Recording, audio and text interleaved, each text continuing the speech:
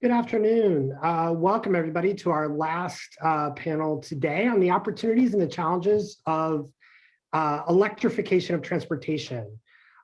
Thanks to Commissioner Chatterjee, the team at FERC, the folks at Virginia Tech.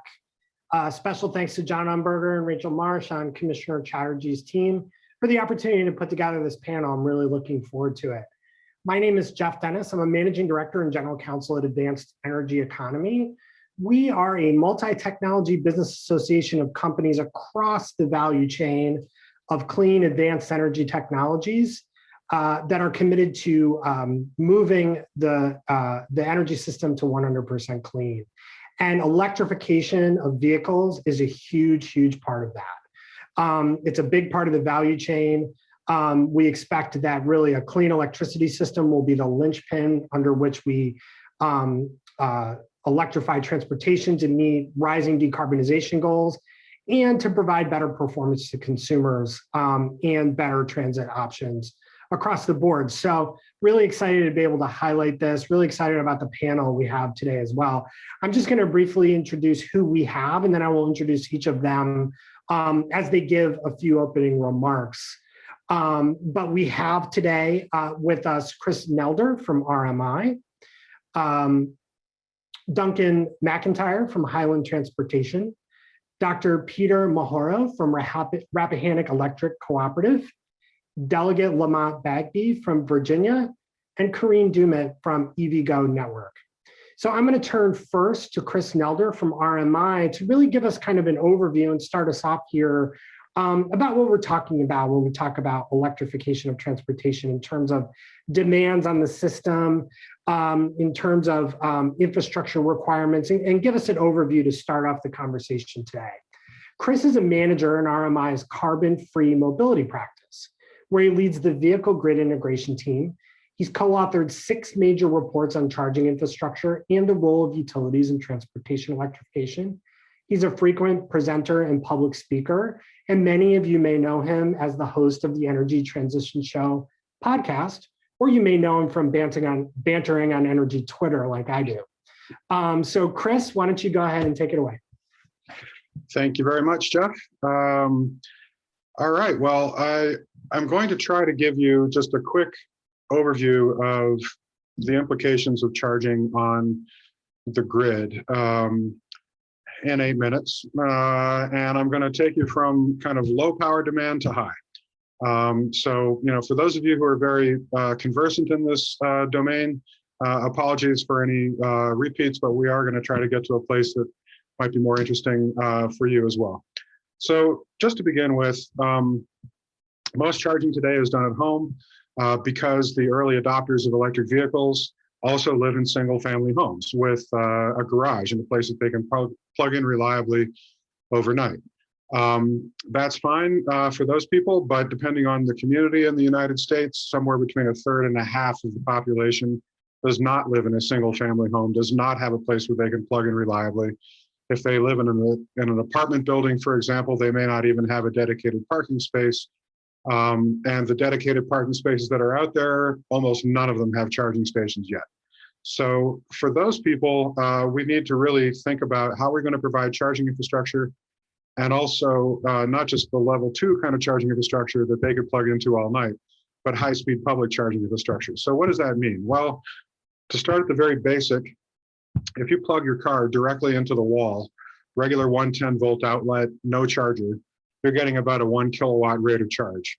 That's fine if you don't need a whole lot of power or you have 8 to 10 hours to plug in. But if you think about it, your typical electric vehicle now has a battery capacity of somewhere between 60 and 100 kilowatt hours. If you're getting a 1 kilowatt rate of charge, that means you need to plug in for 6 to 10 hours to completely fill up a battery like that. That may not be practical for everyone. And for a higher capacity vehicle, like some of the high-end SUVs we're seeing now, that could be impractical. So for those people, we tend to go to level 2 chargers, which are typically somewhere between 3 and 8 kilowatts. The most typical configuration is 6 or 7 kilowatts. So for those folks, they're plugged in, hours at a time. And for that kind of a load, you can do what we call managed charging. You can turn the charging up or down depending on grid conditions. You can respond to a demand response event. You can moderate your load. If you're trying to deal with, for example, an employee parking lot full of level 2 chargers and you want to avoid or mitigate demand charges, when you have vehicles that are plugged in for hours and hours at a time, you can do that. So that works for what we call level 2. Then we get up to level 3, more often these days called DCFC for DC fast chargers.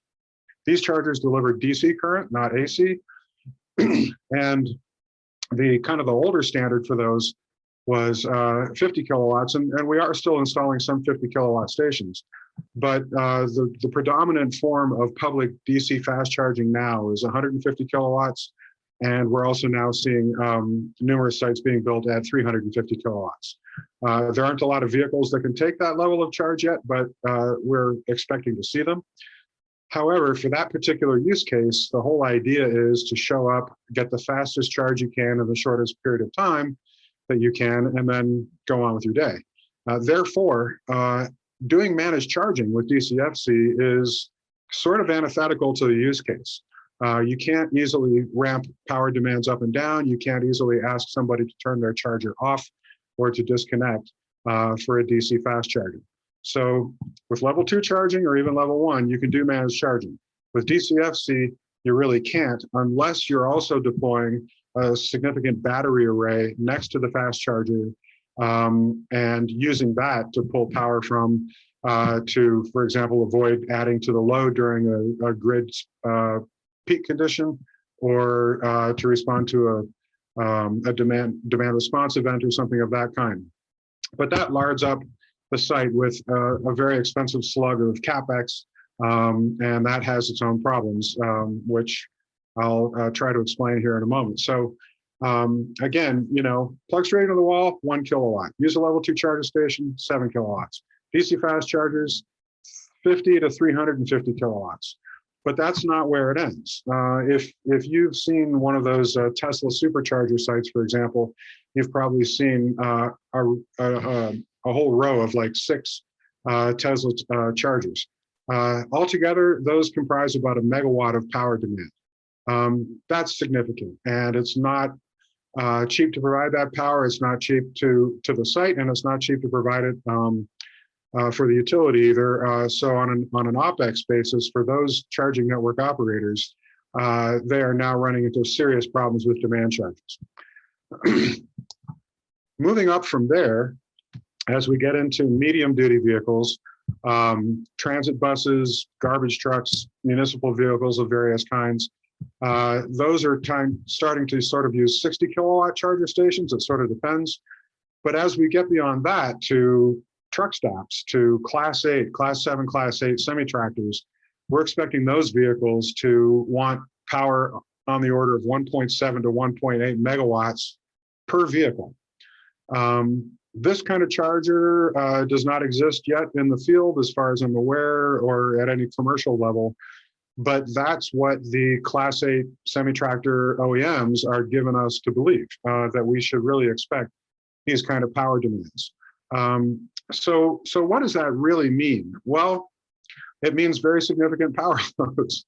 I just recently gave a presentation to the Minnesota Rural Electric Cooperative Association and explained to them that one travel plaza in Albert Lea, Minnesota, that has 10 diesel pumps today for Class 8 tractors and 16 gasoline pumps for regular passenger vehicles, light duty vehicles. If you were to convert that one travel plaza over to fully electric at the same capacity, that one travel plaza would require 182.4 megawatts of power. That's one truck stop. That is approximately 190% of the footprint of the entire electric cooperative in which that truck stop resides. I don't think anybody has any idea how we're going to do this. So that's the first thing I want to make us aware of, is that we have very significant scale coming at us that we are not in any way prepared to accommodate. We also need to understand that doing charge management is going to be very difficult for a situation like that. So as we think about what the future holds, we need to stop thinking about just everybody plugging in their light duty vehicle at home at a 1 kilowatt rate of charge. We need to think about workplace level chargers at 7 kilowatts, and maybe a megawatt of power supply for a single workplace is not unreasonable. For a public high-speed DCFC charging depot, you're probably talking a megawatt, 2 megawatts is certainly possible.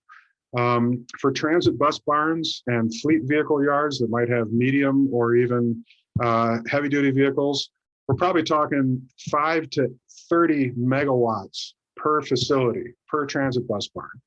And for an interstate truck stop, as you just saw, it could be significantly higher. So I'm kind of over my 8 minutes now, but I just want to mention that managed charging can provide grid services if it's done well, if you have the right type of use case and the right type of chargers to do that. We've done multiple reports on that, as well as on the cost of charging infrastructure and so on. But I think some of the other panelists will have an opportunity to address that, so I'll wrap it up there.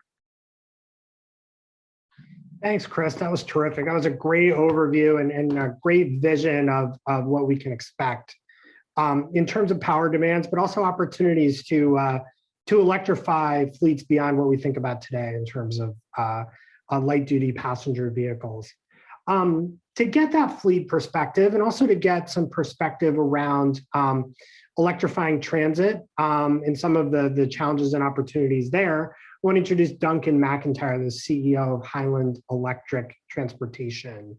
And Duncan's going to talk a little bit about some of the vehicle to grid opportunities, as well as his company's focus on electrifying fleets like school buses in particular, and some really innovative projects they're working on there. Duncan founded Highland in the second half of 2018. He previously founded Altanex, a marketplace for renewable energy procurement, analysis, and deal structuring, and was able to successfully sell that company to Edison International in 2015. He graduated from Babson College with a degree in finance. Duncan, the show is yours.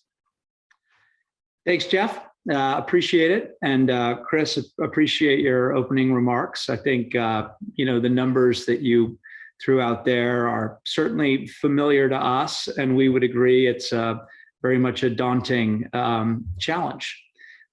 So I'm going to focus on some of the things that Chris talked about, but ground it in an example. We have a project. Highland has a contract with the Montgomery County Public Schools, a big school district in Maryland. And that contract is to electrify about 25% of the school bus fleet over the next few years. It's a big fleet. The fleet is a little over 1,400 school buses. And just to pull on some of the numbers Chris talked about, we will put between 5 and 10 megawatts of interconnection service at each of 5 depots across the Pepco territory in Montgomery County, Maryland. The equipment we've designed in is DC fast charging. To Chris's point, you really need to find a way to manage that charging so you can optimize the charge readiness of the fleet while managing cost. I think we think about it as akin to sort of each charging station has high velocity and can charge a bus pretty quickly, but lots of buses share that charging station. So on the average, over the course of a week, there's high utilization per charger, but in the middle of the day, you have the ability to charge a bus quite quickly. So those are some of the design aspects that we think have to be present, have to be discussed and planned out for every fleet that looks to consider electrification. You have to stress test the coldest days, the least efficient cases that fleet will experience, and have infrastructure capable of delivering. So I want to talk for a moment about the opportunity, right? This sounds daunting, but there's actually a fantastic opportunity. If you think about the workplace charging example, You've got people showing up, plugging in while they're at work. They want their vehicle charged basically while they're at work, and that's the time that works for them because that's when they're there. When you think about a fleet like school buses, they're on the road about 8% of the hours in a given year, moving students around. The other 92% of the time, they sit completely idle, plugged in at the depot. Now, every fleet's a little different, but if you think about that 92% of the hours in a given year, you have the opportunity to really plan out how you optimize charging so that you can help the utility actually drive down the overall cost of energy. And if you think about it from the perspective of where the utility gets its power, it's actually the markets that have more renewable energy where it makes sense to electrify faster, because the two can marry up with each other really nicely and drive down the cost of energy overall for the community even further. So how does that work? Well, Chris mentioned managed charging.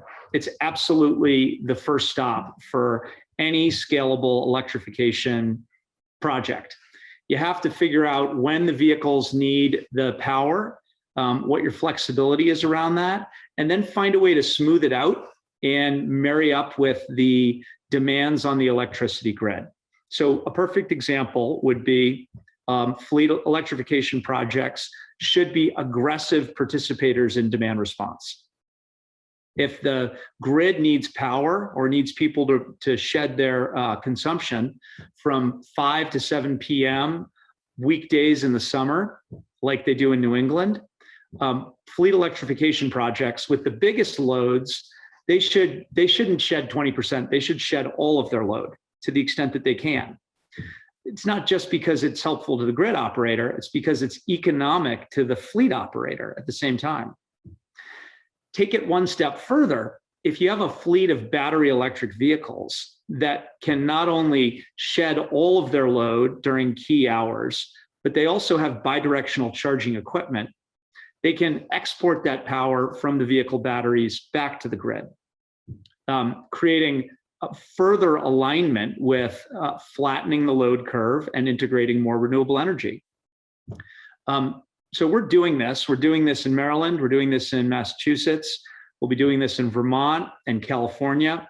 The commercial structures around vehicle to grid are a little different in every single market, but we're making great strides towards a real roadmap that starts to create alignment and commercial programs that are repeatable across utility regions and across markets.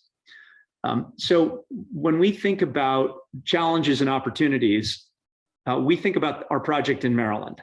5 depots, 5 to 10 megawatts each. In the middle of the night, off-peak, we might be pulling 5 megawatts at each of these depots. But when the grid is strained, it's a right-way risk. We are incentivized not only to stop our consumption of power, but actually feed power back to help the grid balance and flatten that load curve. So I think electrification, especially when you get into fleets, medium and heavy duty fleets, that 182 megawatt figure that Chris mentioned for that rural cooperative, absolutely a little bit of a scary number. But if you look at when they actually need to charge and you match it up with the rest of the supply and demand balance in that system, you might find that there's more power available. And by consuming that power, you drive down the cost of electricity for everyone. So I'll wrap it up there. Look forward to the Q&A. And thanks again, Jeff, for having me. Oh, sorry, having trouble finding the unmute button there. Thank you, Duncan. Appreciate it. Appreciate it very much. We next want to turn and get a utility perspective. And so for that, we're going to move to Dr. Peter Mahoro from Rappahannock Electric Cooperative. Dr. Mahoro is the Vice President of Strategy and Technology for Rappahannock Electric Cooperative, and also the Vice President and General Manager of RE Communications, which is a wholly owned subsidiary of the company. He's an accomplished utility executive with over 15 years of experience in the industry. I first met Dr. Mahoro when he was Vice President of Strategic Industry Research and Analysis at the National Rural Utilities Finance Corporation, which is one of the leading finance operations for the nation's rural electric cooperatives. So he holds a Bachelor of Science in Physics and Mathematics from Hampton University and a Master of Science and PhD in Applied Physics from the University of Michigan. I see he's got the big blue logo there over his shoulder. So Dr. Mahoro, please go ahead. Jeff, thank you. Appreciate it. And excited to be speaking with you all today. And I've got to just start by giving kudos to both Chris and Duncan for setting the stage exactly where the situation is. And what I like about electrification is both the challenges and the opportunities. So I'll start with some maybe thought-provoking comments to begin with, and we'll end with them. I tend to say one thing: the most expensive kilowatt hour is the one that you do not have. And the second most expensive is the one that is used unwisely. So think about that as I go through my comments, and we'll go back to why that is important. And Chris and Duncan kind of highlighted what that really, and that's somewhat how I view our energy system. So who are we? And you did hear a little bit about rural electric cooperatives. REC is one of the largest electric cooperatives in the nation. We're headquartered in Fredericksburg, Virginia, serving about 22 counties of rural Virginia. If you have not been, I encourage you to visit. We're located in one of the most critical parts of our transportation infrastructure, where we cross 4 major highways: I-95, I-64, I-81, and I-66, all in our service territory. About 170,000 meters that we serve, with over 17,000 meters of line, an area of about 4,200 square miles. So some urban, also very, very rural. And I'm proud to say, a strong employee base of about 430 employees who make it happen. So what are we doing in terms of electrification? Now, as a rural electric cooperative, we see this as one of the greatest opportunities. Over the years, as you can imagine, we've seen a lot more decline, especially maybe with some of the rural to urban migration and everything. And so any utility today will tell you, yes, electrification is a great opportunity, but doing it right is what's the great opportunity. The challenges of just doing it could be more problematic. And so we've been evaluating, what does it mean for us to do electrification of transportation? And we're really looking at it from 4 perspectives. One, the residential side of it. And that's because we are primarily a residential distribution utility. We do not generate, we buy our power from Old Dominion Electric Cooperative, who's a generation and transmission electric co-op. The other prong that we're looking at is, how do we do workplace charging? And I'll get into some of what we're doing on our end to begin to do that, because there are 2 components to it. One, there's those for just the employees, but at the same time, there's the fleet that we have, and we have to think of it on all our sites. If we are going to electrify the over 100 plus trucks and name the, that we have, what does that look like on our end as well? So that's the other piece of it. Thirdly, we look at really the whole idea of public charging. How do we help our communities that we serve to encourage more public charging? And then fourth is mass transit fleet, and looking at primarily for us school buses. And I'll get into some interesting dynamics on some of what we're seeing in terms of school buses and the challenges that exist, but also the opportunities, as Duncan highlighted. So let me talk a little bit about the residential side. So we actually began by doing a survey of our consumers to tell, where are we with EVs? If there's anything that you know about electric cooperatives, we are owned by our consumers. So we tend to talk to them a lot, and we want to know, what do you want, right? And so we did a survey, and what we discovered is we have about 3% or so of our consumer members who do own an electric vehicle. But out of those, there are a couple of things that were quite interesting. One, they did not manage their charging. They just plugged in whenever they wanted to. And that was what just mattered most to them. They didn't care to think, should I just wait and charge later? Nope, it's just I get home, plug it in, and that's it. 2, what we realized is most of the charging actually was during both our summer and our winter peaking times. So that alone told us this could be problematic if that extends from 3% to 10% to 20%. So we had to take a step back and say, this is a critical piece of what we need to do in terms of electrification of transportation. And so what we started doing is evaluating what can we do to incentivize our consumers to say, hey, why don't you charge during certain times? And let's help the grid.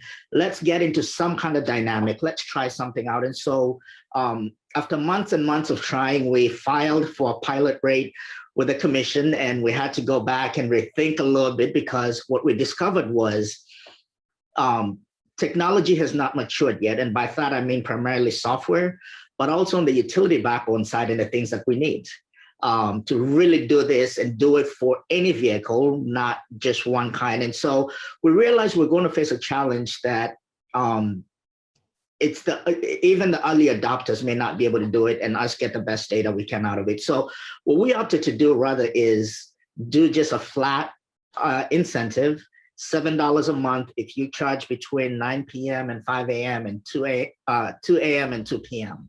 We'll give you just screenshot, send us what your charging is, the times you charge, and we will give the monthly, at the end of the month, every billing period, we'll give the $7 credit. So about $84 a year.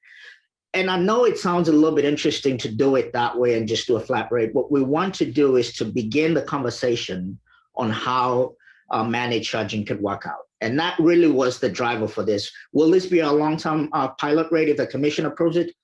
We do not know yet. But we know one thing for a fact is behavior is built over time. And so if we can begin to build behavior and begin to show the rest of our consumers what residential charging looks like, then that's going to be where we could see this transitioning. So over the next few years, we're hoping at least in the next year or so we can run this. Our pilot is in front of the commission, hopefully for approval later this fall. And immediately we've had people who are already interested in this. We're excited to be able to push for that. Now, let me turn a little bit away from the pilot rate and the challenges that we faced on that end. The other piece of it, rural America is a little bit different. And Jeff kind of got to this conversation at the beginning of what charging looks like, the single family homes, right?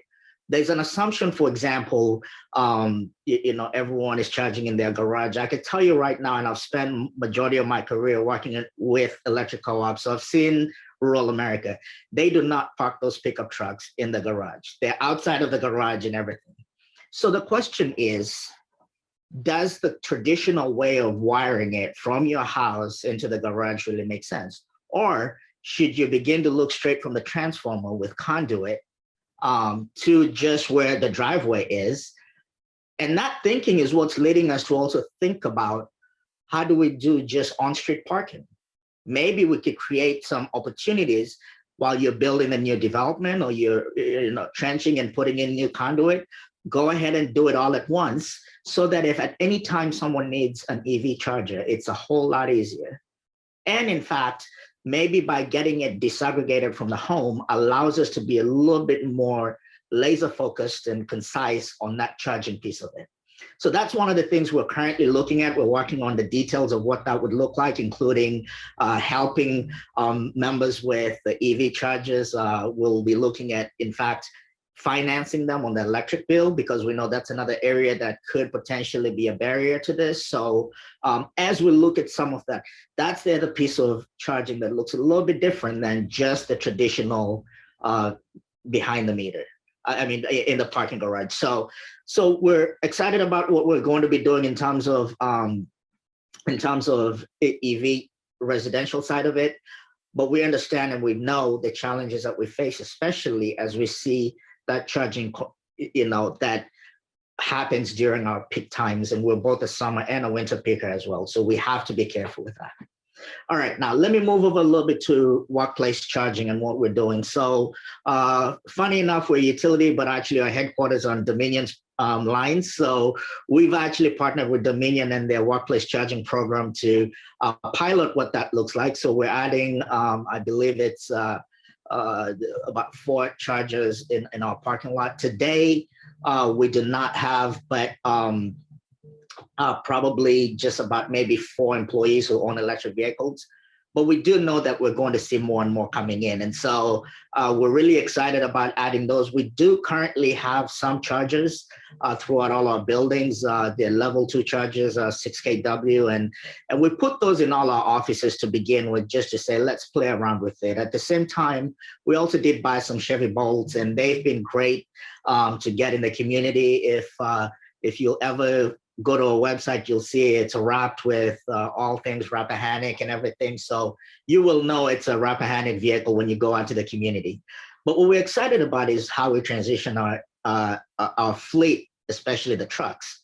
Now, that's a challenge. I did mention the fact that we cover an area of 17,000 miles of line. Our folks travel long distances to get. We've got 4 offices, but they still travel a lot of miles.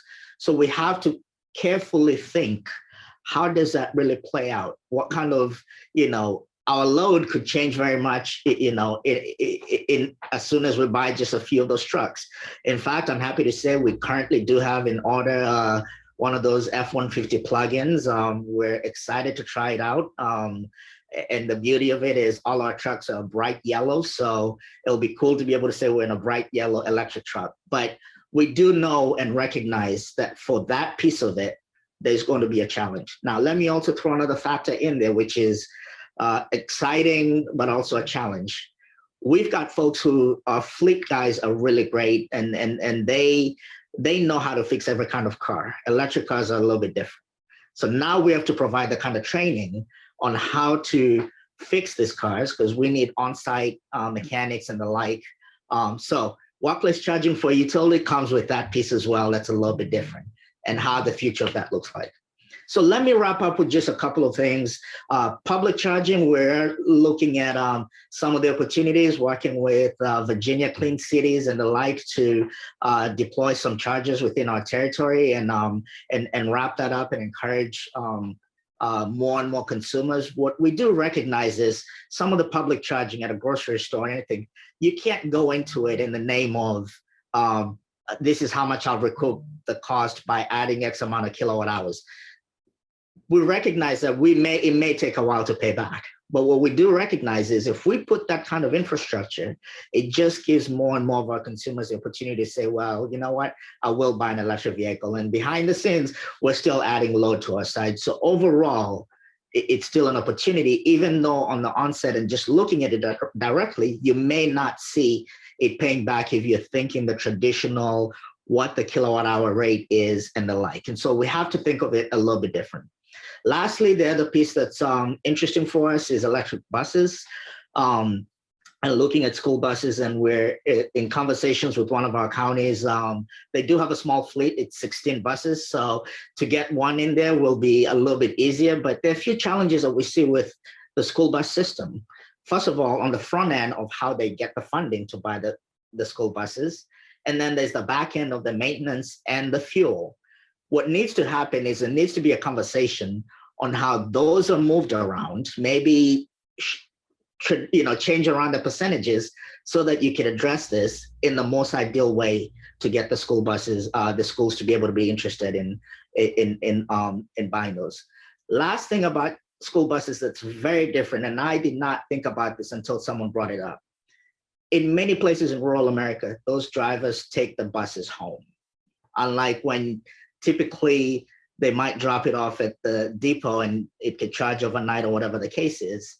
Now you have another situation of someone's home, and what does that look like, and what will that mean for the future? Those are things that we have to think a little bit different when we think of the mass transit and the school buses specifically in rural America. So with that, Jeff, I'm going to turn it back to you. I hope I gave a good thinking on the fact that the most expensive unit of energy is the one you do not have, and the second most is the one that's not used wisely. Thank you very much. I love that quote. Yeah, I hope that one's being captured, because it's absolutely perfect. So no, thank you for that. Appreciate it. Appreciate the utility perspective and the unique considerations of rural America. I think that's really important perspective. So thank you so much for joining us. Let me next, we're going to turn now and talk a little bit about policy at a couple of different levels. And first, I want to introduce Delegate Lamont Bagby from Virginia, staying in Virginia here. Delegate Bagby represents the 74th District in the Virginia House of Delegates.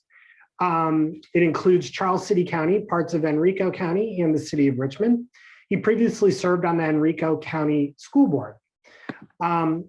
Delegate Bagby also was a key contributor and really the reason that Virginia became the most recent 100% clean car state.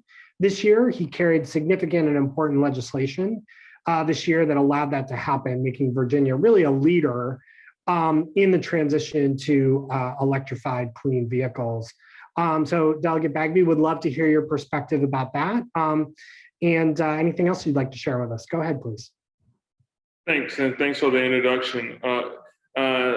HB 1965, also known as the Clean Cars legislation here in Virginia, directed the state air pollution control board to implement a low emissions and zero emissions vehicle program for motor vehicles with a model year of 2025 and later. And so it would, as you all know, the vehicles come out a little earlier, and so it will actually go into effect somewhere in 2024. HB 1965 also requires, it requires approximately 8% of all new vehicles sold in the Commonwealth starting in 2025 to be zero emission vehicles. Now this bill makes more electric vehicles available to Virginians, and this bill, along with infrastructure and rebates over the next few years, will reduce carbon emissions and improve health of our most vulnerable citizens. I think everyone here that is familiar with the conversation know that those go together when you're thinking about policy. It's not only the mandate as it relates to the requirement of vehicles coming in and being sold, is also some form of infrastructure analysis and support, and then also the rebates. I'm proud that it took a little bit of work, but we were able to bring some folks together. I started off sort of being introduced to this by the League of Conservation Voters here in Virginia. And then the next call I made was, after they approached me, I had a conversation with Dominion, and then the next, Dominion Energy, which was just referenced. And then the next call I made was to the Virginia Auto Dealers Association, which took a little bit of more to get them on board. But I'm proud to say that the folks that are charged with selling these vehicles now support this legislation and actually help us get the legislation across the finish line.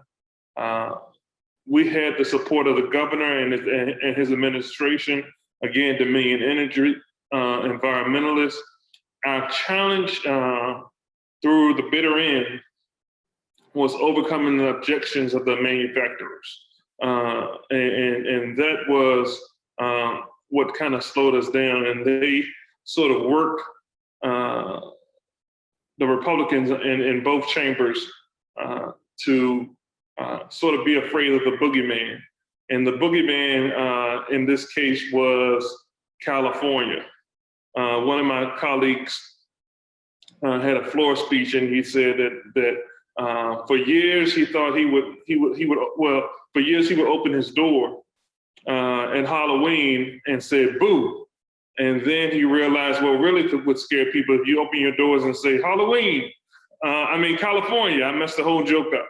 But California became the sort of hiccup of the entire piece of legislation. It was really intended to be bipartisan, intended to, I think that's one of the reasons why they asked me to carry it, so that I could bring individuals together, whether it was energy folks or environmentalists or auto dealers or manufacturers, just to make individuals make time to talk and take time to listen. I'm happy where we landed, but we still have a lot of work to do related to infrastructure and going through our study to see how we as a state can be more supportive as it relates to infrastructure. And then also, we want to wait a little bit to put in our budget money for rebates, because we want those dollars to go directly to those individuals that aren't able to afford or consider electric vehicles. You know, I have a number of colleagues that drive electric vehicles. I'm anxious to get electric vehicles that meet the needs of a big man like me. And so I was proud to hear and talk about the F-150 and movement towards larger vehicles. We had pushback from our trucking association to make sure that they were carved out of this legislation. We also, as you all may know, had a lot of discussion and a couple of bills related to school buses and how we can actually pay for the aggressive move for school buses to be considered as we move forward with electric vehicles. But I think we have a lot of work to do, not only with the things that I named, but also with the vehicles that the state owns. The state fleets need to be considered when we talk about electric vehicles. Peter mentioned the private sector trying to step up, but the general government has an opportunity as well with big fleets and buildings and garages and so forth that we can outfit, and whether that's police vehicles or trucks for transporting staff vehicles. There's a lot of opportunities for us to expand upon what we're utilizing for electric vehicles. And that will, again, help with the infrastructure, because what we will be building out for our team will also be beneficial to the general public. And so I'm anxious. I was happy to hear from other individuals to see and learn more. This is something I'm new to, but I've been enjoying learning and trying to overcome some of the obstacles. But the main thing that we wanted to do was to make sure that we introduced more vehicles to Virginia, bring more vehicles into Virginia, and make sure that they're affordable. And I think there's a real opportunity to do that. I almost feel like it was, you know, in a conversation earlier, I was comparing it to vaccinations and getting vaccinations into your respective states and your respective, well, getting into the United States and then getting into your respective states. It's competition first getting it into the United States, and then there's more competition making sure that it comes to your state. And so we have a couple of states that have been eating our lunch as it relates to the electric vehicles. And so we just want to make sure that Virginia gets its fair share. And I think we're on our way to doing that. Thank you very much, Delegate. That was really helpful. And congratulations again on all the success you had this year, really building the foundation for electrifying transportation in Virginia and extending those benefits as well to more people beyond those first movers that Chris talked about at the beginning. So for another dimension on policy, we're going to turn to Corinne Dumit, who is the Director of Market Development and Public Policy for the Eastern US at EVgo. She leads public policy and market strategy to advance transportation electrification and the deployment of charging infrastructure. So that infrastructure we've talked about a lot already. She has a decade's experience working at the cross-section of policy, markets, business, and programs in both the EV space and the power sector. Before EVgo, she was a senior policy advisor at Tesla, Director of Policy and Electricity Markets at Solar City, and she's also advised federal agencies on renewable energy matters.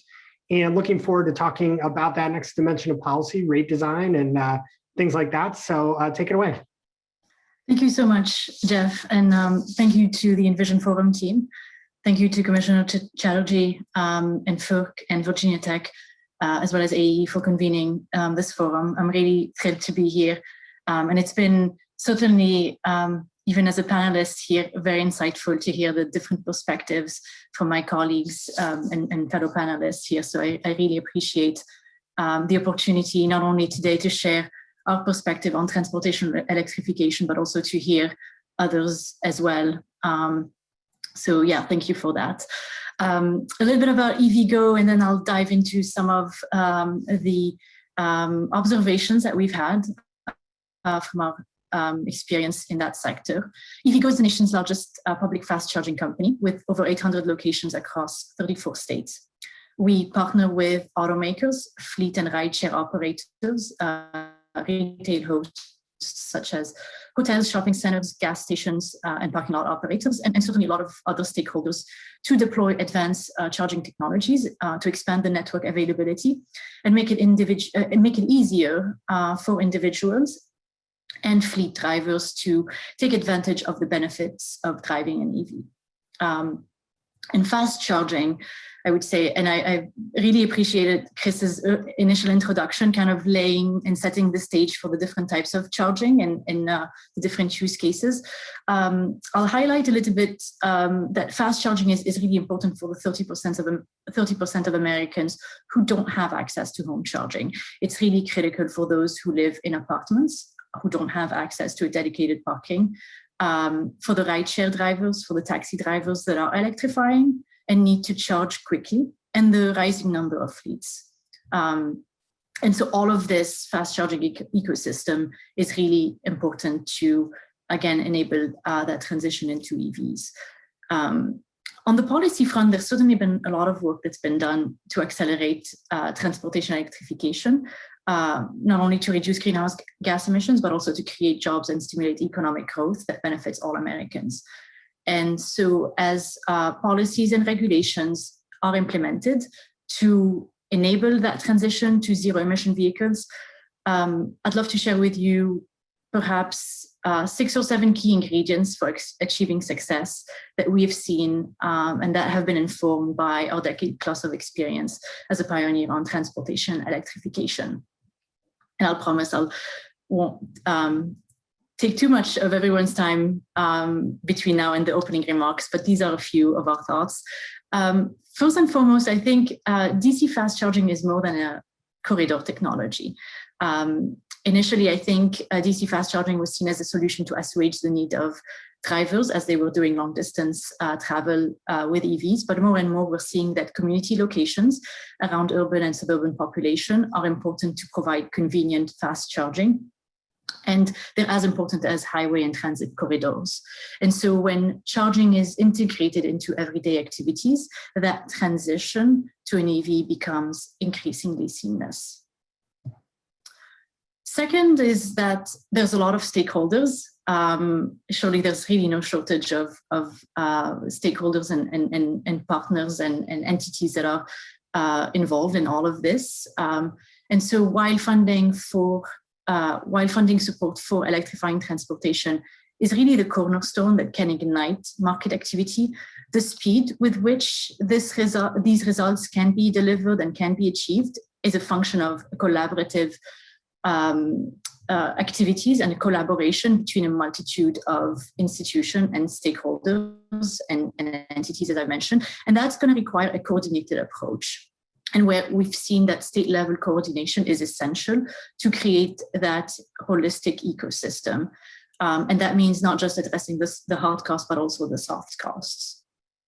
And so with respect to creating that holistic ecosystem on the regulatory side, and my focus has been mostly on the East Coast, but I think this sort of is fairly seen across the board. We've seen regulators starting off those conversations about how to create an EV ecosystem with the foundational questions of roles and responsibilities of different stakeholders and where and how, and that includes the EDCs and the private sector and the light duty, the medium duty, and all of those. If they're not happening at the same time, they're certainly happening in series. And establishing those frameworks for shared responsibility models that leverage public funding are very important. And I think those have been key to success. One example of that I'll highlight is in New Jersey, the Board of Public Utilities early on established a straw proposal that laid the ground for a framework that would allow for an ecosystem of shared responsibilities for the light duty vehicles. And obviously we're anticipating and we're looking forward to more work on that front with other types of vehicles and other use cases. But that was, I think, a very important example that really established some really good foundation. Also, Connecticut is doing some similar work. It's a proceeding that's currently in the works. And I know that the Virginia State Corporations Commission also asked those foundation questions about a year ago, early on, about how to approach this transportation electrification.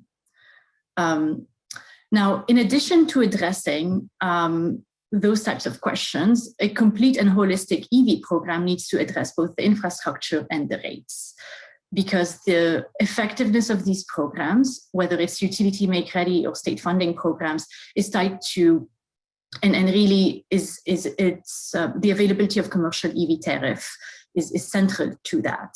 And when rate designs are in place, they enable the successful transportation electrification. And it's not just for light duty vehicles, it's certainly as important or would be important for medium and heavy duty as well as fleets. But the good news is that commissions and utilities in more than 20 states have adopted successful commercial EV rate designs. And those have been either for DC fast charging or more technology neutral low load factor rates that really have been transformative in accelerating public charging investment. One particular example, and I'll highlight that from Virginia specifically, is that Dominion has a technology neutral rate that is available to any customer of the commercial and industrial class of a specific load factor.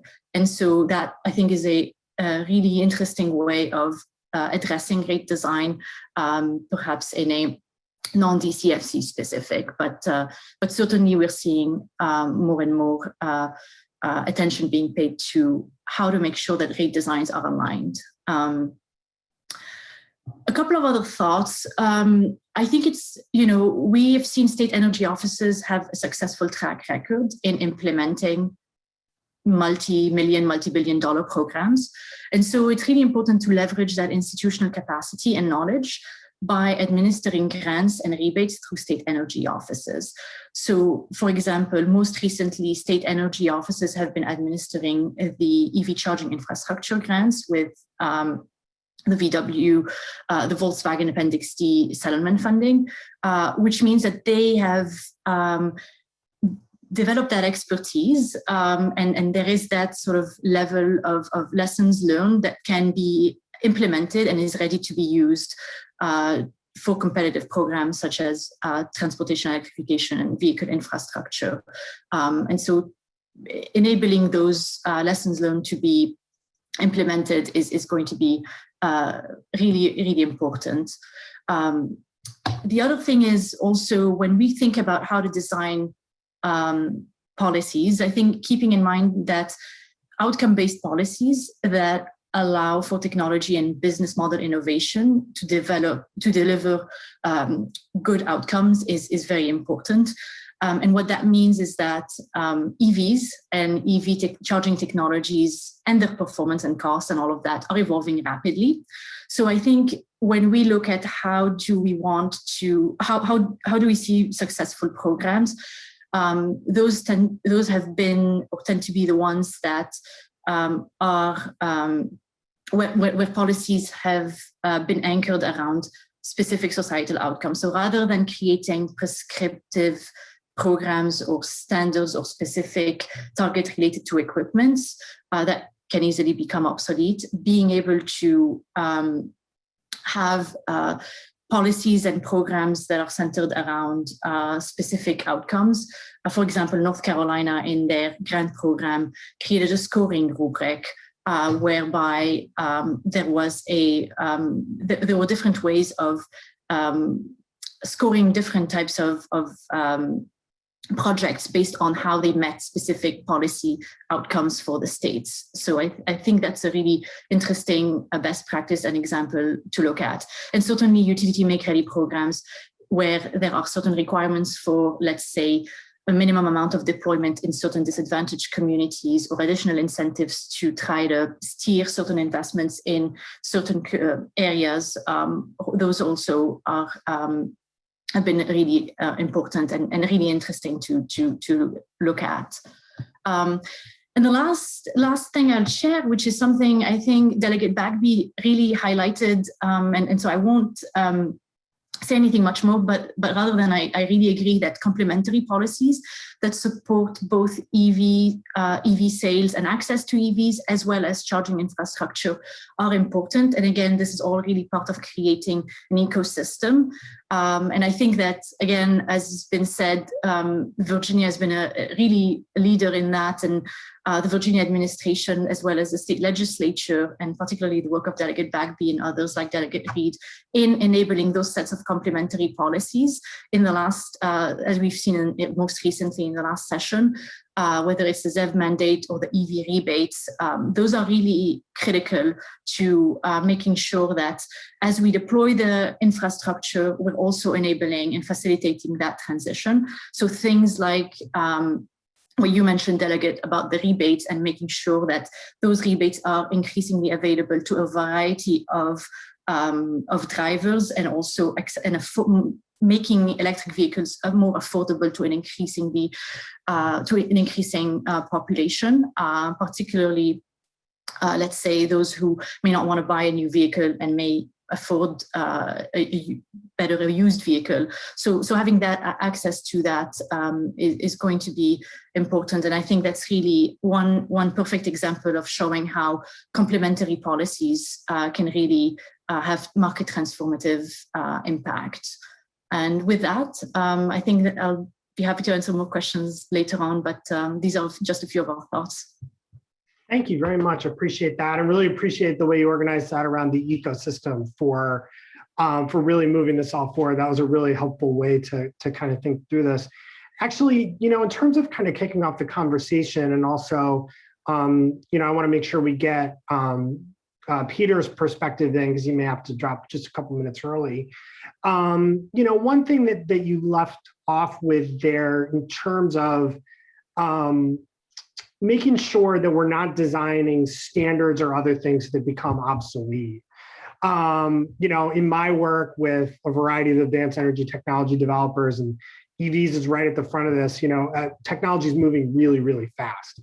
And, we've gone from, a charging range of 70 miles to over 300 miles in a very short amount of time. I'm wondering, for other folks, you talked about designing around outcomes rather than standards. I wonder if other folks have thoughts about how to deal with that rapid technical advancement that we're seeing, and making sure that we can anticipate that, and whether it's a utility investing in infrastructure or others, can sort of manage that so that we don't have quickly sort of what us old utility line folks think of as stranded assets. Peter, I don't know if maybe we could start with you and kind of go around and start there. Sure. Thanks, Jeff. And, you kind of started going there, Jeff, with the way utilities and, common phrase, Doug's, right? Dumb old utility guys.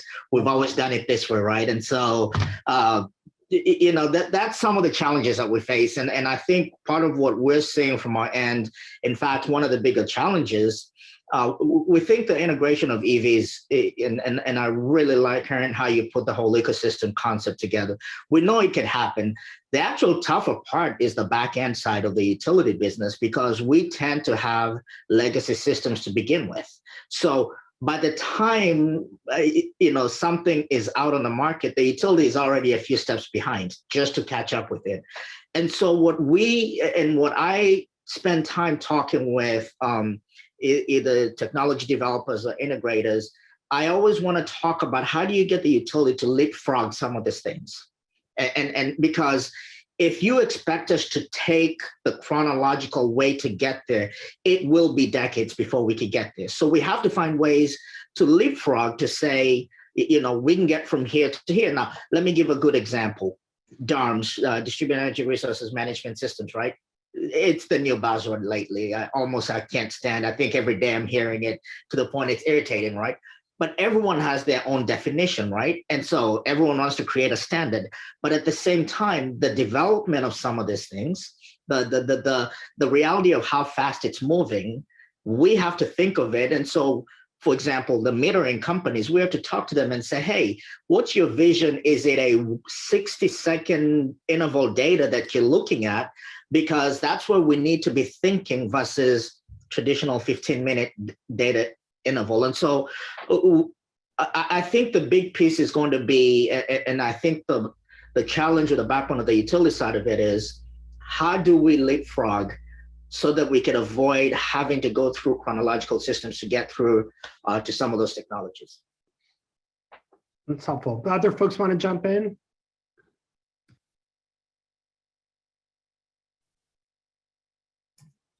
Nobody's. There we go, Chris. Go ahead. I mean, we've advocated using pilots. I mean, that's kind of the obvious answer, right? But I think it's really important to make sure that you don't stop there. It's okay to start with a pilot, but you have to keep moving. And I think a lot of these challenges, particularly when you think about how to incentivize managed charging, really can benefit from that approach. Start with a tariff that, like we advocate using time varying tariffs. So if you could use a time of use tariff, especially if you can offer some minimal compensation for participating in demand response, at least, to kind of get those behaviors moving, as I believe Peter referred to. And then you can adjust that, you can ratchet it, you can change the costs or whatever, but at least get people accustomed to the idea of managing their charging. Some of our research that we did, probably 4 or 5 years ago now, showed that once new EV owners get acclimated to charging in a certain way or at a certain time, it's really hard to break those habits.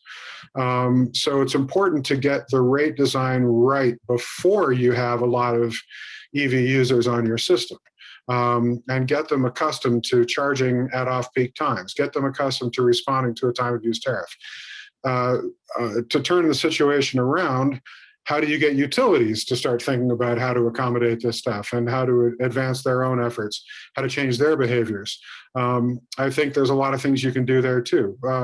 One of the key ones is getting them to figure out how to integrate data from charging stations, instead of requiring a separate quote unquote revenue grade meter to be installed for every charging station. That's an excessive expense. There's metering built into the charging stations. It's good enough for revenue purposes, really. And we should allow that data to be used, but that imposes an IT integration cost on utilities that most of them are reluctant to accept. And so it's important to get them started on the right foot as well, to offer progressive tariffs that will make a better business case for operating, especially DCFC public networks, to figure out how to integrate the data from charging stations instead of installing a separate interval meter, and to think about how to do outreach as well. We published a report in January of this year, which was based on about 6 months of research and interviews that we did with major fleet managers across the country. And we put out a survey. We interviewed dozens of fleet managers of all kinds, all protecting their anonymity and making sure to not disclose anything that was proprietary. But we really needed to kind of figure out what fleet managers are thinking and how they're thinking about electrification, when they expect to bring electric vehicles onto their local grids, how many, what kind of loads, what kind of relationship do they have with their utility? Where are they at in terms of building their charging infrastructure and so on? And what we found was pretty horrifying. Like most of them still didn't know anything about utility tariffs. They had no special relationship with their utility. They had no idea that if they were going to ask for, 5 or 10 megawatts of new power capacity to brought into a bus barn or whatever, that they needed to start talking to their utility about that years in advance.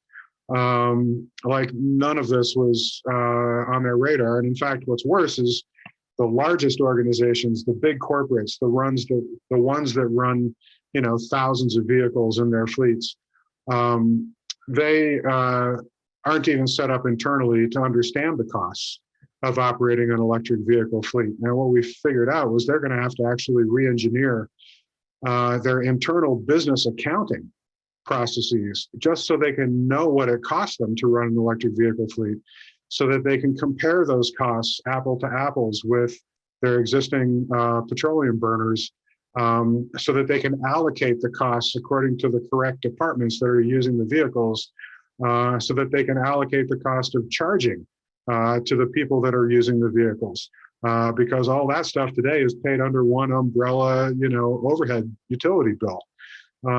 So there's lots of changes that need to be made by really everyone participating. The utilities need to start doing things differently with an eye toward the future, as do drivers, as do fleet managers, and frankly, as do regulatory commissions. In the before times, I was on the road every other week talking to a regulatory commission about the necessity of demand charge relief and rate design reform to support the business case for DCFC network operators.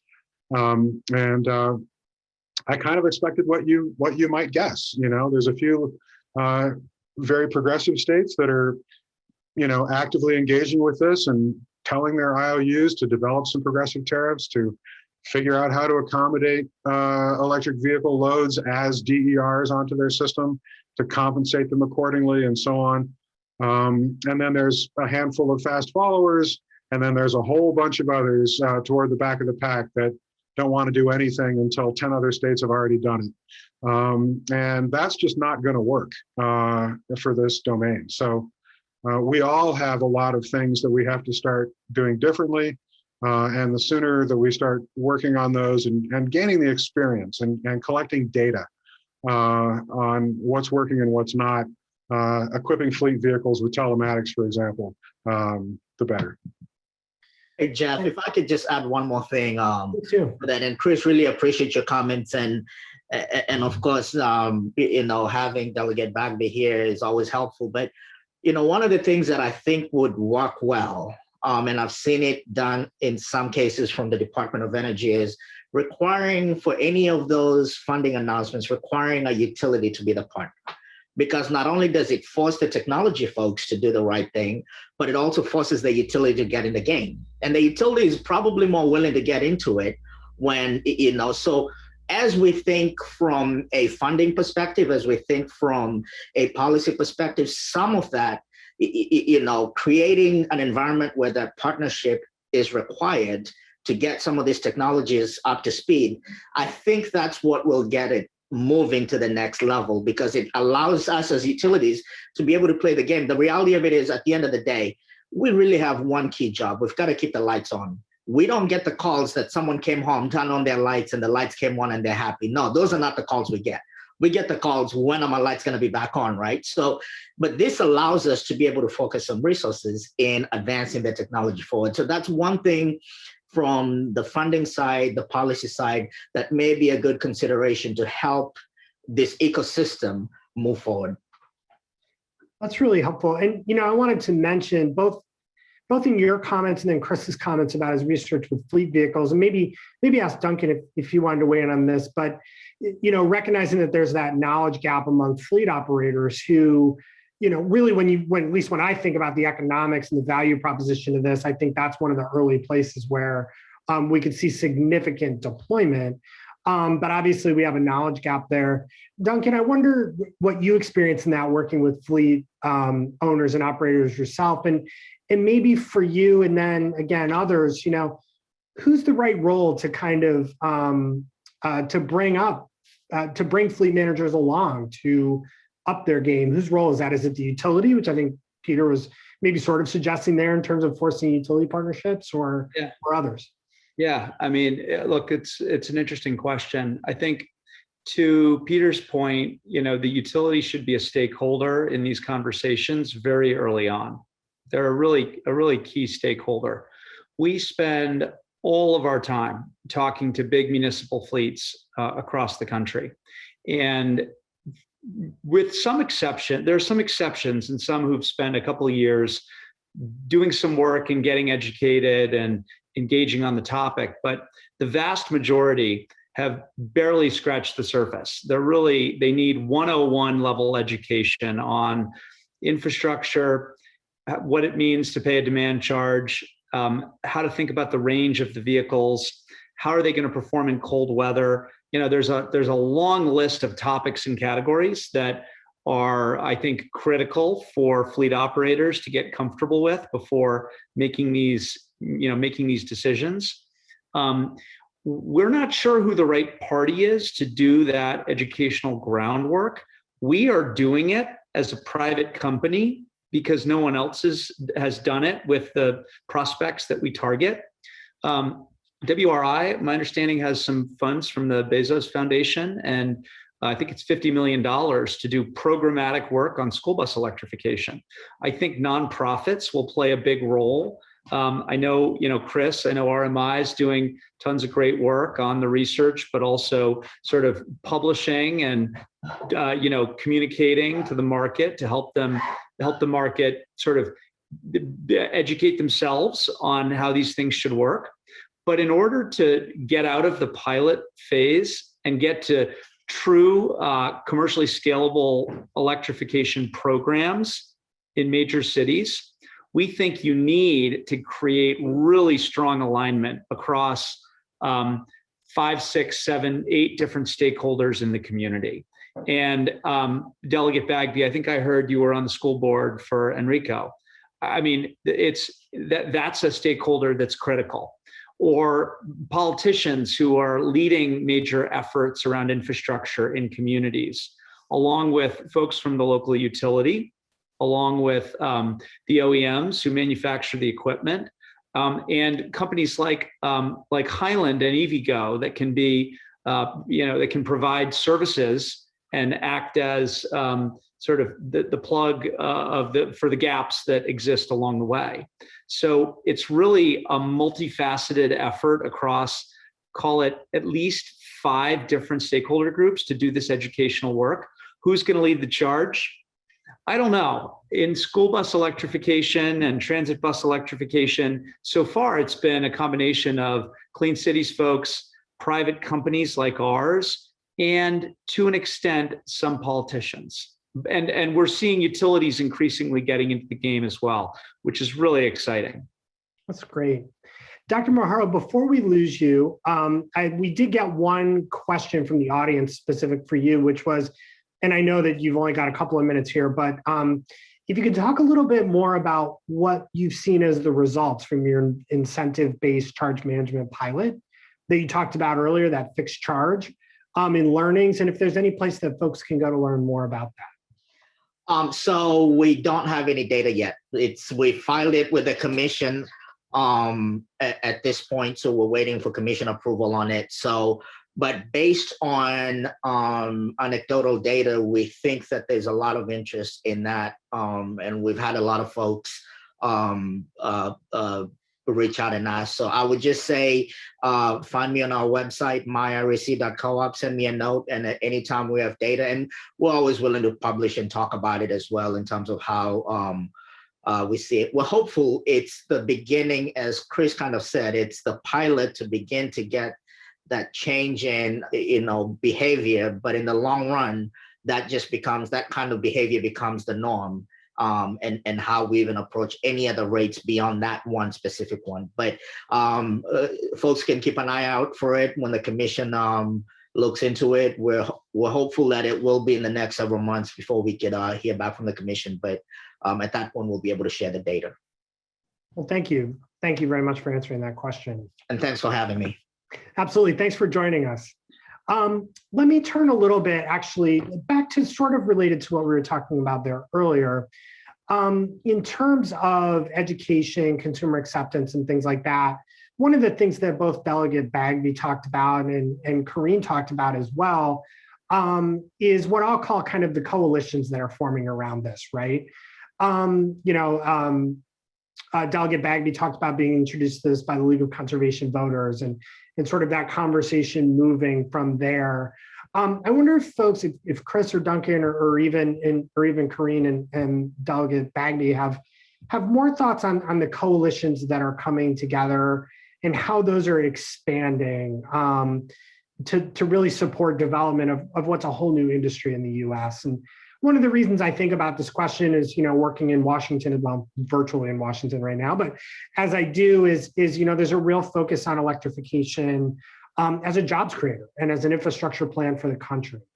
And so curious to just maybe build on that a little bit more, and happy to kind of throw that open-ended one out there for anyone to jump in.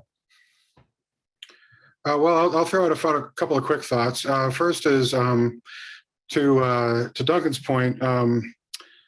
About 3 years ago, I actually sketched out an entire 12-module set of courses that I call the Fleet Electrification Academy, to teach all these fleet operators all that 101 level stuff that they don't know. And actually, I developed courses for 101, 200 level and 300 level, so that, whether you're in the finance part of the business or you're an operations person or you're C-suite or whatever, that we could teach you what you needed to know. To this day, I'm still looking for funding to stand that academy up, sadly, but all the coursework is designed at a high level. I would love to get that moving if anybody has any ideas. The other thing I would mention, just quickly getting back to Peter's point, we actually did a study 2 years ago for the Colorado State Energy Office, where we designed our own rate to deal with the demand charge problem. And it allows the volumetric rate to start high and the demand charge to start low, and then both of them scale as a function of utilization on the charging station, which presents a very consistent and highly predictable cost to the DCFC network operator, and basically allows them to make a profit while utilization rates are low on these charging stations. And I'd be happy to share either one of those bits of research with the team. Sorry for pimping our work, but it just seemed relevant. Very relevant now. Did other folks want to weigh in on my probably inartful open-ended question there? No, I think, Jeff, the one thing I will say, and Chris, I'm very, very interested in that, so I might follow up with you on it to read more about that work. I think, as I mentioned earlier, the opportunity for stakeholder forums and engagements early on, right, and establishing those types of foundational questions on roles and responsibilities and how do you address that ecosystem, and what kind of outcomes you want out of it. So I think those, when there has been an open discussion in a public forum around that, I think that's one, really healthy, but also two, the outcomes of it are be a little bit more the process intends to be more seamless and obviously the outcome successful. And I think conversely, with respect to state energy programs, I think it's been those that have enabled, again, an opportunity for various entities to provide feedback and to share, to provide comments. I think those are always, I guess the importance of that can't be underestimated, being able to have entities be able to share perspectives and comments and lessons learned from their experience, particularly those of us who are on the private sector sort of side of things. So those are just two thoughts. Thanks. I'll just weigh in super quickly, Jeff. I think the coalitions out there need to continue to organize and fund. And they can get great people around the table to have conversations, but what they need is they need to fund real staff so that they can take the ideas and move them forward. And that's what starts to create action. Those are the entities that should fund Chris's curriculum to roll it out.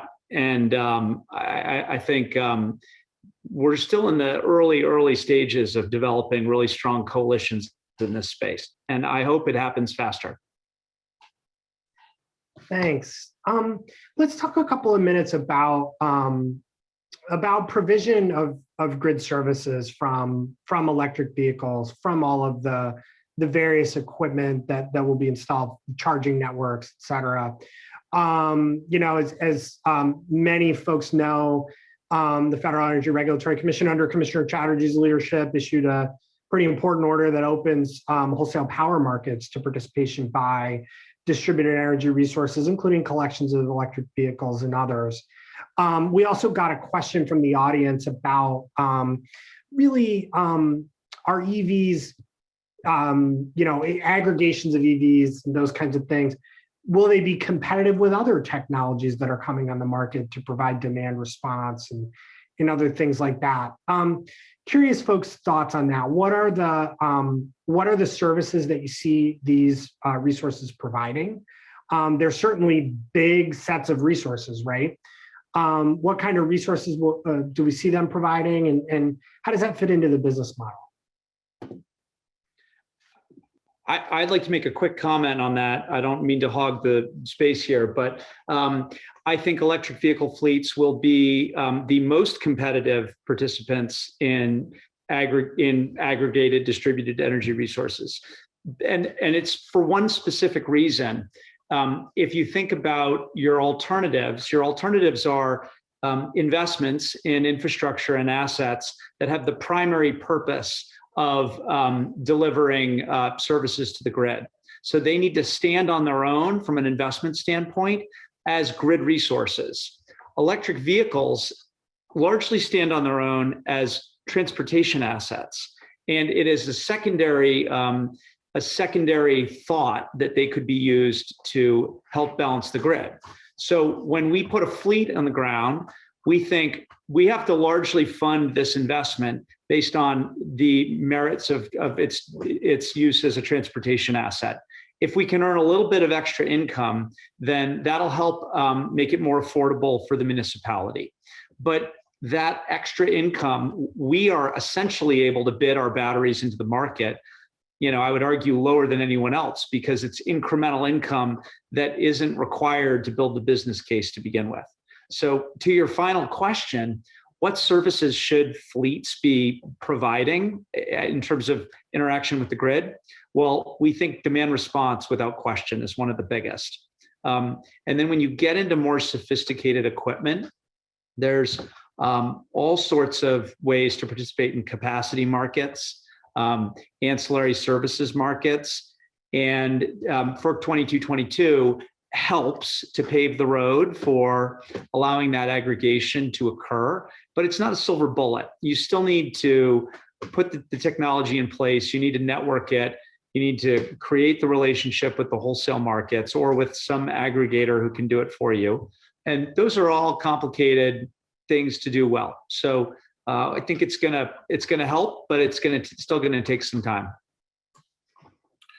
I'll piggyback on that a little bit. One of our first papers, actually our first major paper was called Electric Vehicles as Distributed Energy Resources. We published that about 5 years ago, where we look at the value stack of vehicle to grid integration.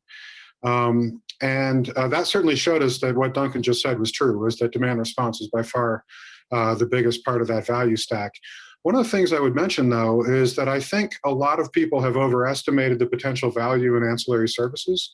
Once you get beyond the basic hurdles of, who's doing the aggregation, how are you bidding into an ISO or an RDO to actually get paid to do that, you actually have to take into account that these are very thin markets. There was a paper a couple of years ago which suggested that, on a modeling basis, that it would only take about 100,000 connected EVs in the state of California to completely saturate the ancillary services market in CAISO. So these are thin markets, and what the first vehicle gets paid to participate in it is not what the 100,000th vehicle is going to get paid to participate in it. Weirdly, none of the models I've seen for that valuation actually take that dynamic into account. They think that every vehicle is always going to get paid the same. That's false. It's also true that these vehicles, as they're looking for ways to get paid for vehicle grid integration, are competing against conventional assets. They're competing against everything from thermal power plants to every other kind of DER, right? And so while what Duncan said is certainly true, that EVs can afford to get paid very little as just sort of an incremental, icing on the cake, if you will, for providing the services some of these other things do. A thermal power plant, the spinning reserve is also going to get paid for doing almost nothing, right? So it's a very complex situation.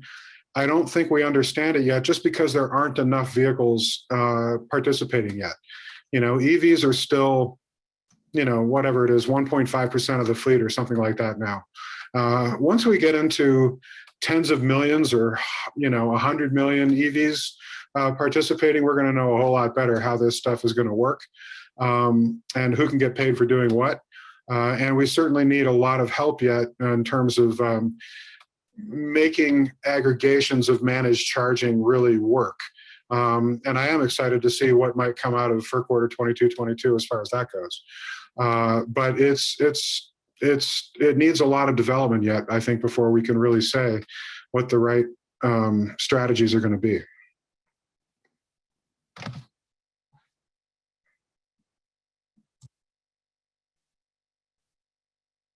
Gosh, I did the whole forgetting to unmute myself again. Sorry about that. Oh, I thought I just managed to kill another conversation about VGI. My dog had decided that now is the time to play with his squeaky toy, so I'm trying to make sure I stay on mute. But well, thank you. This has been great. I wonder, let me ask a closing question here, since I know we're going to go into a closing session here pretty quickly. From your perspective, what's the one most important thing we can do in 2021 to move electrification forward in a way that makes it more cost-effective, accessible to more people, and much more equitable? So pick one thing off the top of your head.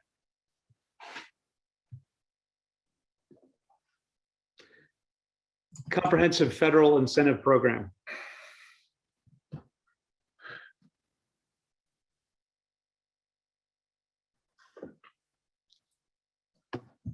Go ahead, Corinne. Oh, I was going to just say, I think designing outcome-based policies that allow for technology and business model innovation to deliver good public outcomes, I think, is going to be central to what we do. And there's a lot of things that need to be done, so I can't just say one thing. Yeah, I realize that is a hard question. Yeah, Chris, go ahead. To make things more equitable? Sure, pick that one. Well, we're actually right now doing a project for the Connecticut regulator for PURA to try to figure out what sort of electrified mobility solutions can actually provide useful benefits to low to moderate income, what we call LMI communities in the state of Connecticut.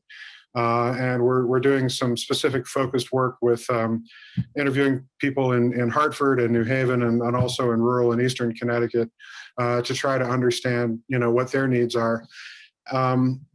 We're kind of mid-project on that, but I think the kind of solution that Duncan has with Highland Electric is potentially an interesting one, particularly if we could do things like take transit buses that are not carrying very many passengers on very infrequent routes and replace them with smaller vehicles like vans that are a whole lot cheaper to provide an electrified version of than a 40-foot bus, and provide more frequent service on demand using ride-sharing type technology, and then take that savings and turn that into a monetizable asset, essentially, for the kind of finance plays that Highland Electric is doing now with companies like Vision Ridge. So I'm specifically looking at that model as something that we might be able to apply in Connecticut. Weirdly enough, aside from these sort of microtransit, ride-hailing sort of approaches, we're hearing an awful lot about bicycles. They're not going to be a big load. They may not even replace that much gasoline, but they could be a very significant part of meeting mobility needs at zero emissions. And so it's one of the things that I'm looking at is like, how can we do this? One of the interesting things about the Connecticut project is because it's for Pura, there has to be a utility angle. So one of the things that we have been consistently recommending for years now is that where private sector companies like EVgo are not seeing the economics attractive to install public chargers, that role can be relegated to the utilities to build, own, and operate the charging stations, particularly in LMI communities, where maybe the revenue opportunity isn't attractive enough to get a private sector network operator to deploy. But having the charging station there is really critical for bringing the benefits of electric mobility to the LMI communities. And by the way, a lot of LMI residents are drivers for TNC companies. And TNCs are regularly mentioned as an important part of the solution set for reducing emissions and reducing VMT. So it's really important to get the DCFC in those LMI communities. And if the private sector doesn't want to do it, I'm happy to let the IOUs do it and socialize those costs across the rate base. Well, thank you very much. Appreciate that. Thank you to the panelists. That was also a great place to end. As a kid who grew up in rural Connecticut, I'm glad and rode on one of those kind of underutilized school buses for a lot of miles. I appreciate ending there. So thank you all for your insights. I learned a ton. This was incredibly well done. And looking forward to, we're gonna have a closing session in just a few minutes for those who are watching. So look forward to seeing you back there in a few minutes. Thanks again. Have a great rest of your day. Thanks, Jeff. It was fun.